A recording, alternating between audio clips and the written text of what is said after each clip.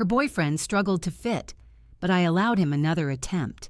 His breath brushed against my neck, warm and uneven, as if he had been stifling it for far too long.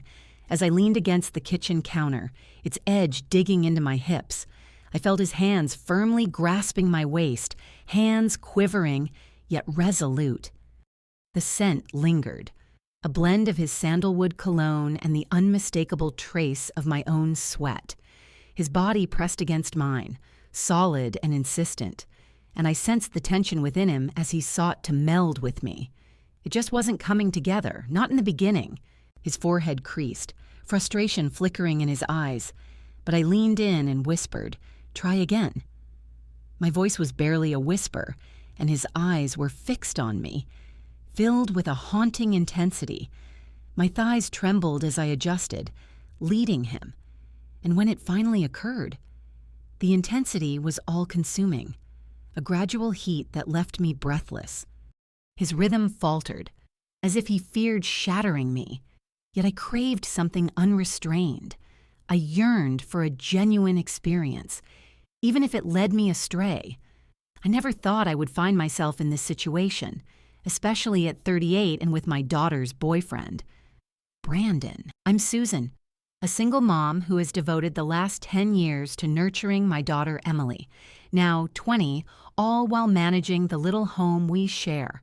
Emily is my everything, a radiant force, fiercely independent, and carrying the smile of her father.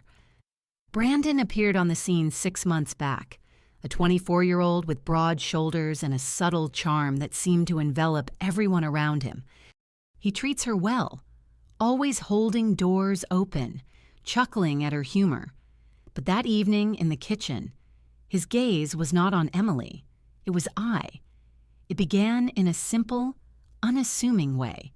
Brandon would come over for dinner, assist with the dishes, and stay a while to chat about his construction job or reminisce over my old photo albums. There were moments when Emily would be absent, caught up in her work, leaving just the two of us in that space. There were moments when I'd feel his gaze upon me, subtle yet lingering, a fleeting connection that seemed to stretch just a bit too long. I convinced myself it was insignificant. I don't see myself in that light. I carry the weight of stretch marks and a mortgage, far from any idealized existence. Yet, there was a deep yearning in his gaze, and I swear, it stirred something within me that I believed had been buried forever. If your daughter's boyfriend kissed you first, how would you handle that situation if he leaned in one night after too many beers and pressed his lips to yours, soft yet intentional, as if it had been on his mind for weeks? That's the story, 2 nights before the kitchen incident. I pushed him away, Brandon confessed.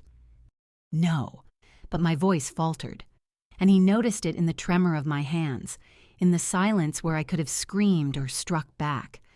I really should have confided in Emily. I really should have asked him to leave. Yet I chose not to. That silence, that choice, it transformed everything. What unfolded in the kitchen that night was entirely unexpected. Emily found herself at a friend's place when Brandon stopped by to pick up his jacket. He lingered near, his arm grazing against mine. As he extended his hand for it, I might have chosen to take a step back. I didn't do that. As he kissed me once more, I surrendered to the moment, allowing his hands to explore my skin, feeling the counter support me as we navigated our urgency. Awkward yet fervent, it had its rough patches and imperfections. It was unrefined, chaotic humanity, and when it was over, his forehead pressed to mine, both of us panting. I felt a spark of life within me, something I hadn't experienced in years. Yet, the guilt began to seep in, cutting and relentless. I'm struggling to find a way to cope with this. It's hard to face Emily without the weight of my actions hanging over me. Yet, I allowed him the chance to try once more. And now, it seems, the path is set, with no turning back. Please consider subscribing to my channel. Your support allows me to share more captivating true stories, just like this one. Be sure to watch this video all the way through and give it a like, as the story unfolding is bound to captivate you. I would truly appreciate it if you could show your support by hitting the like button. At one time, I believed that loneliness was simply an aspect of motherhood, a natural consequence of aging. At 38, I had come to accept the stillness of the house once Emily departed for work, the emptiness of my bed that felt overly spacious, and the fading attention from men. I wouldn't say I was unhappy. Not really. I had my job at the library, my garden, my daughter, yet there was a deep-seated ache, an emptiness I had not acknowledged until Brandon began to appear in my life. He looked at me, truly looked at me, in a way I hadn't experienced in years. Emily encountered him at the coffee shop where she spends her days working. She walked in one day, bubbling with laughter, sharing the story of a guy who had left her a $10 tip along with a note that had his number on it. At 24, Brandon found himself anchored in a construction job, his hands bearing the marks of hard work and his shoulders strong from the labor he embraced. He'd arrive with flowers for Emily, yet he'd always greet me with a smile, a casual, "Hey, Susan, how's your day?" that seemed to carry more warmth than it ought to. I convinced myself it was merely about being polite. He was a decent young man, truly a positive influence for Emily. Yet, I found myself eagerly anticipating his visits, the way he would lean against the counter, sharing stories of his day as I prepared the vegetables for dinner. Emily often found herself working late into the night, a true night owl, in those quiet hours. Brandon would linger a bit longer, waiting for her to finish her shift before he made his way home. He would extend his hand to mend a dripping faucet or help with the groceries, small gestures that felt like a true lifeline. One evening, he lingered to enjoy a film, an action movie that Emily would have despised. We sat on the couch, a careful foot apart, yet I could sense the warmth radiating from him, the way his arm lingered near mine. As he laughed, his eyes crinkled in a way that drew me in, and I found myself unable to look away. "You're so approachable." "Susan," he said, and I felt a weight in my chest. I found myself unable to trust my voice to respond. It wasn't merely his attention. It was the way he truly listened when I shared my day, how he recognized the new scarf I wore, and the gentle brush of his hand against mine as he passed me a dish.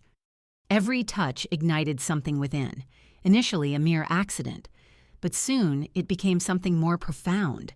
There were moments when I'd notice him watching me, whether I was stirring soup or folding laundry, and the way he looked at me had shifted.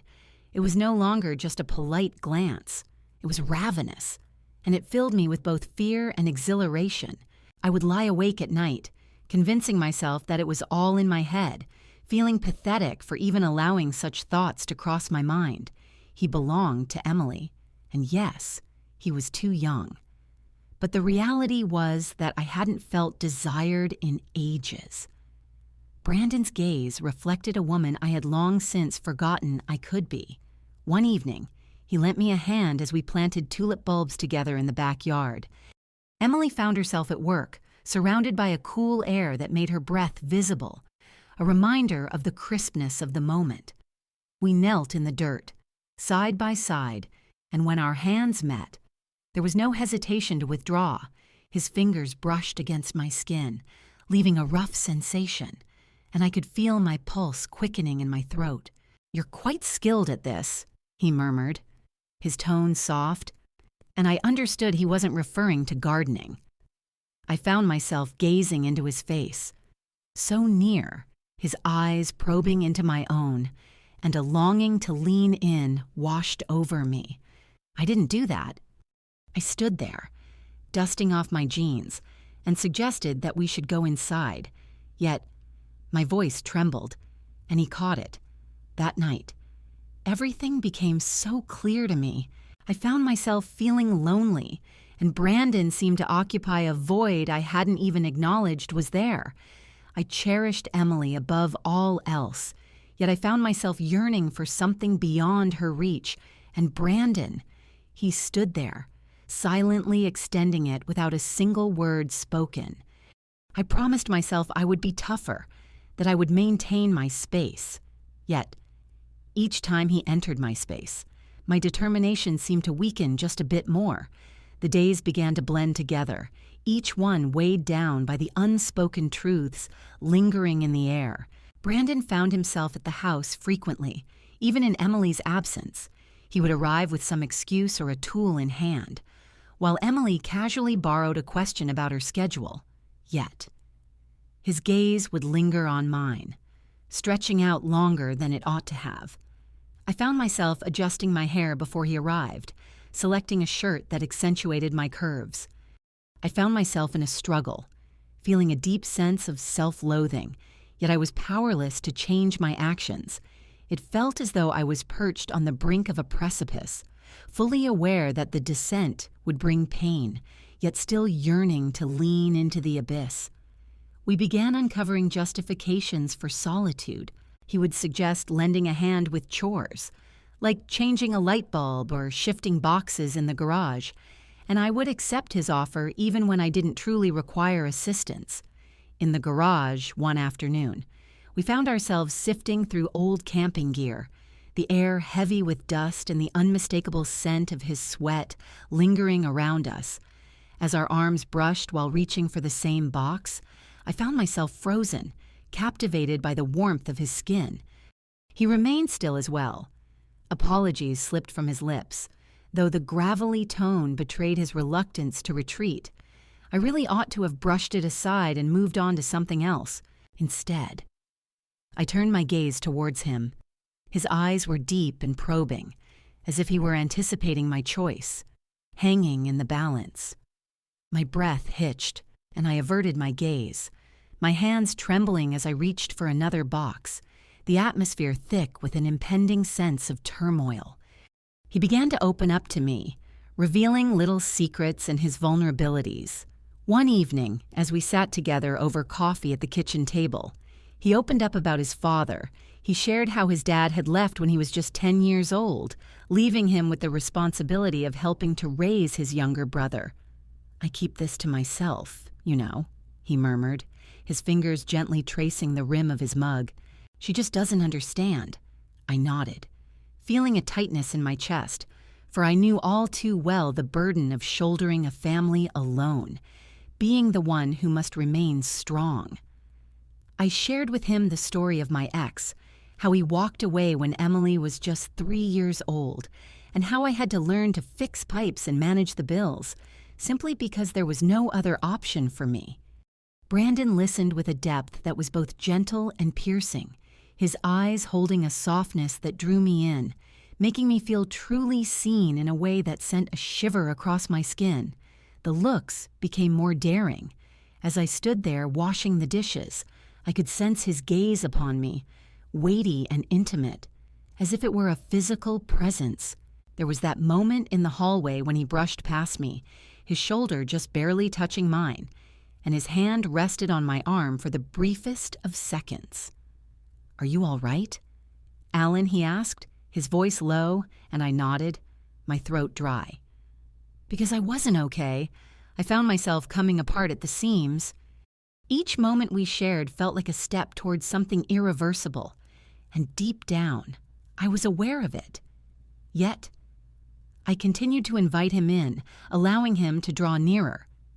It was a Tuesday night when that nearly significant moment arrived. Emily found herself working late, while Brandon lingered nearby, claiming he was just there to wait for her.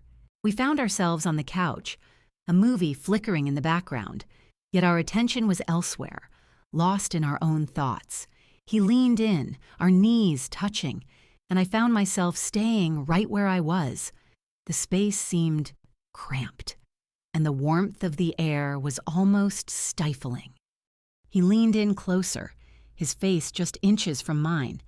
I could catch the scent of his breath, a mix of coffee and mint, and the stubble on his jaw was unmistakable. Alan. His voice was barely a whisper, and when he spoke my name, it felt like a question, a plea hanging in the air. My heart raced, and I sensed the gravity of his presence, the allure of it. His hand found its way to my cheek, his thumb gently grazing my skin. I leaned into the touch for just a fleeting moment before retreating, my breath coming in uneven gasps. I said we can't, but my voice faltered, as if I were attempting to persuade my own heart. He nodded, yet his gaze remained locked on mine, and as he departed that night, the air between us crackled with an electric tension, both thrilling and foreboding. I found myself lying awake, my body resonating with a quiet hum while my mind was in turmoil, crying out for peace. I was the mother of Emily. I was meant to safeguard her, not let her down.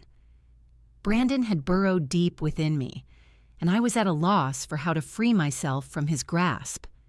It all reached a climax on a Thursday, one of those sticky nights when the air wraps around you like a heavy blanket. Emily found herself at a concert with her friends, not expected to return until the clock struck midnight. Brandon reached out to me, wondering if he could swing by and return the hoodie that Emily had forgotten at his place. I really should have just said no and asked him to come by tomorrow instead. I typed sure, my hands shaking with uncertainty as I pressed send. When he arrived, the hoodie draped casually over his shoulder, yet his gaze was fixed on me with an intensity that suggested he had other intentions in mind. We lingered in the kitchen, the hoodie left behind on the counter, a silent witness to our moment. He was near, uncomfortably near, his presence enveloping me in warmth. "Susan," he murmured, his voice low and gravelly. "You occupy my thoughts constantly." My breath caught in my throat, and I felt the urge to tell him to go, to make it stop, but the words just wouldn't escape me. He moved in closer, his hand lightly grazing my arm, and I sensed the quiver in his fingers, the very same struggle I was grappling with. "Please express that this is not what you desire." He looked deep into my eyes and said he would leave, but the words just wouldn't come out of my mouth. The truth consumed me, heavy with shame and impossible to ignore. I'm uncertain about who took the initial step. Perhaps it was my inclination towards him or his decision to bridge the distance. His lips met mine, a desperate exploration filled with the essence of salt and longing. His hands found their way to my waist, drawing me closer, and I could sense the firm contours of his body, the power in his hold. My back pressed against the counter, the edge biting into my hips, and his breath was warm on my neck, uneven as if he were losing control. He lifted me, my thighs parting as I wrapped my legs around him, and I felt him thick and straining, pressing against me. In the beginning, it was quite challenging the way he towered over me, the tightness in my chest, and the awkward urgency of the moment. He paused, a furrow forming on his brow, and I could sense the unspoken question lingering in his gaze. "Please, try again," I murmured, my voice trembling as I moved closer, my hands firmly resting on his shoulders. When he finally pressed in, it stole my breath, leaving me with a slow, overwhelming fullness that made my thighs tremble. His rhythm wavered, tentative at first, then intensified, propelled by an unseen force that neither of us could resist. My fingers pressed into his back, sensing the tautness of muscle, the warmth of sweat on his skin. His mouth found its place on my throat, his breath uneven, and I surrendered completely, allowing everything else to fade away, consumed by the intensity of him, the heaviness, the primal desire that enveloped us. It lacked elegance and precision, a chaotic dance of mismatched breaths, my hip colliding with the counter, his hands awkwardly seeking to draw me nearer. Yet it was undeniably genuine. Every sensation was vivid and intense, the roughness of his stubble, the heat radiating from his hands, the tremor of his body as I embraced him more tightly. When it was over, he didn't pull away, his forehead resting against mine, our breaths intertwining, and for a fleeting moment, I felt complete, like a woman once more, not merely a mother or a mere silhouette. But then the harsh truth hit. unforgiving and stark. I slipped off the counter, my legs shaky, and he gazed at me, his eyes wide, as if he too felt the burden of it all. "I'm sorry," he said, his voice thick with emotion, but I shook my head, for I wasn't ready to feel that way just yet. Fear gripped me, and guilt coursed through my veins. We shouldn't have done it, I confessed, yet it felt empty, for both of us had desired it. He reached for me, his hand grazing my cheek, yet I took a step back, my heart racing in my chest. "Text, you need to go," I said, and he nodded, his shoulders tight as he reached for the hoodie, as the door clicked shut. I found myself collapsing to the floor, my hands shielding my face, the lingering scent of him clinging to my skin. I found myself in a situation I couldn't take back, and the most troubling aspect was my uncertainty about whether I truly felt remorse for it. The guilt washed over me, creeping in slowly at first, then engulfing me completely, that night. I found myself in the shower, scrubbing my skin until it burned, yet no matter how hard I tried, I couldn't erase the memory of Brandon's hands, his breath, the way my body had reacted. Emily's face lingered in my mind, her trusting smile, the way she would curl up next to Brandon on the couch, and it made my stomach churn. I had betrayed her, my own daughter, all for a fleeting sense of being desired, even in my self-loathing.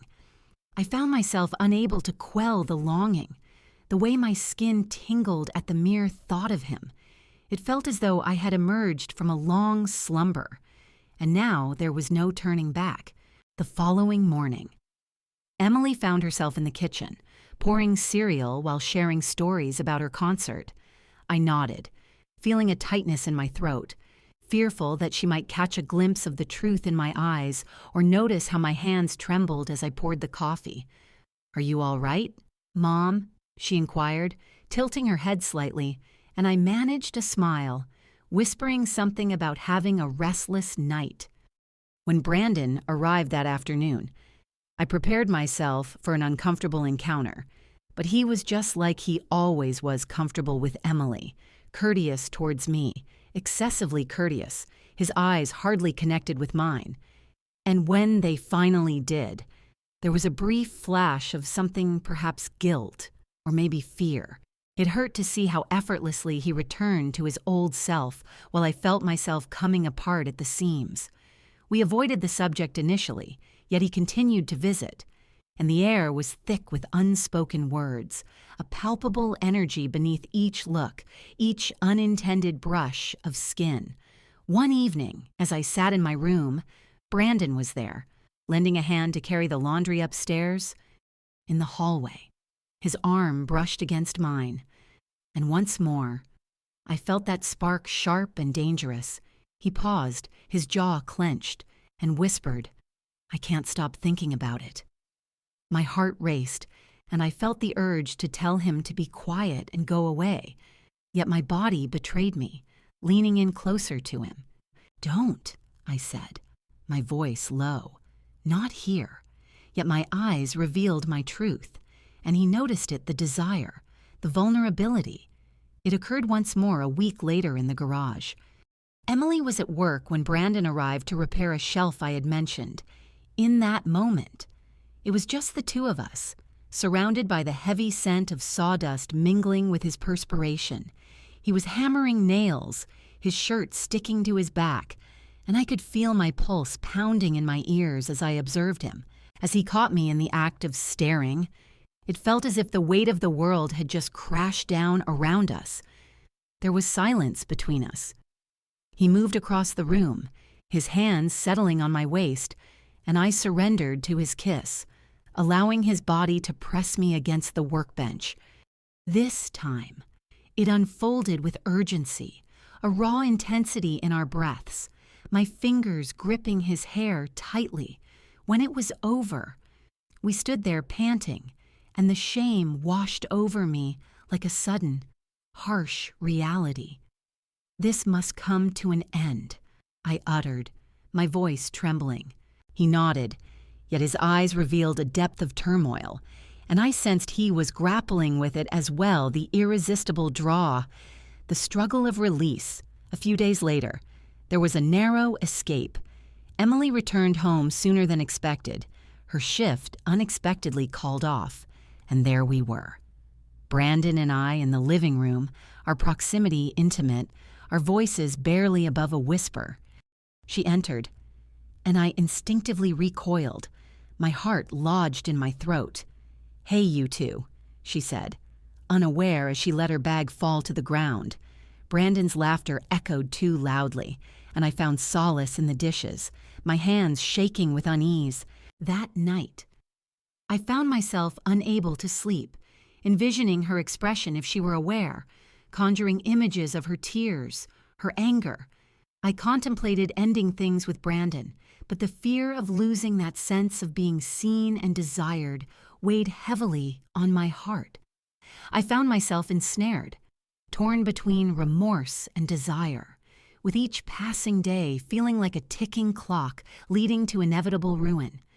As the week drew to a close, I found myself in turmoil, flinching at every noise and steering clear of Brandon's eyes. He approached me quietly one time while Emily was in the shower, his voice barely above a whisper.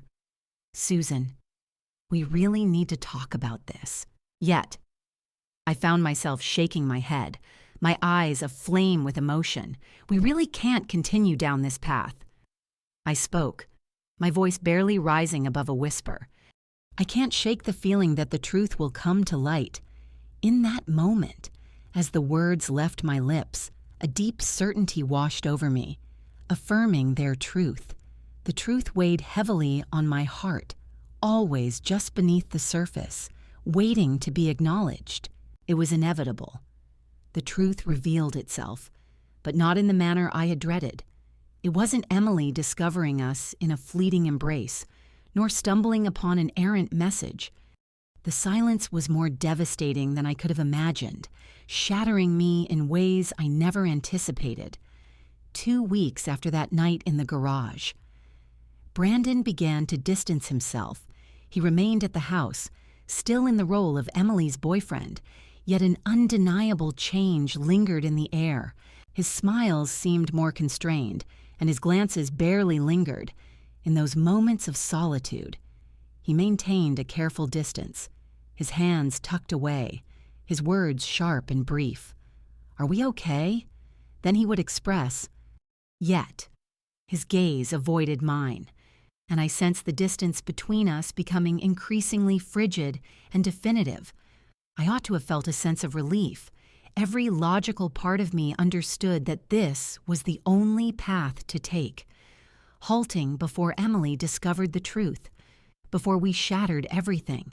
Yet, the rejection pierced deeply, feeling all too personal. I had put everything on the line, crossing boundaries that now felt impossible to return from. And yet here he was, behaving as if those moments had never existed at all. At night, I find myself revisiting the sensation of his hands on my skin, his breath whispering in my ear, intertwined with a shame that mingles with longing, leaving me feeling restless and exposed. I felt the urge to confront him, to seek the truth, yet fear held me back from the words I longed to speak. Then arrived the night that transformed everything. Emily was at work when Brandon appeared unexpectedly, his jaw clenched and a shadow cast over his eyes. In the kitchen, I found myself chopping onions, the knife trembling slightly in my grip. He lingered in the doorway, quiet, waiting for me to meet his gaze. "We should have a conversation." "Alan." He spoke with a voice that was low and strained. My stomach sank. Yet I gave a slight nod, placing the knife aside, my hands shaking uncontrollably. He moved nearer, just shy of contact, yet his presence loomed over me, weighty and charged, like an impending storm. "I can't do this anymore," he said, and those words struck me hard, leaving me breathless. I believed I could manage, but it's truly breaking me inside. His voice trembled, and in that moment, I recognized the guilt reflected in his eyes, the heavy burden he had been shouldering. "I love Emily," he confessed, and my chest tightened, for I understood it was true, had always known it deep down.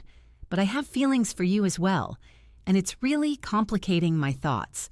I'm struggling to find a way to cope with this." I felt an overwhelming urge to shout, to let him know that he had no right to say that, especially after distancing himself and making me feel like I was a mistake.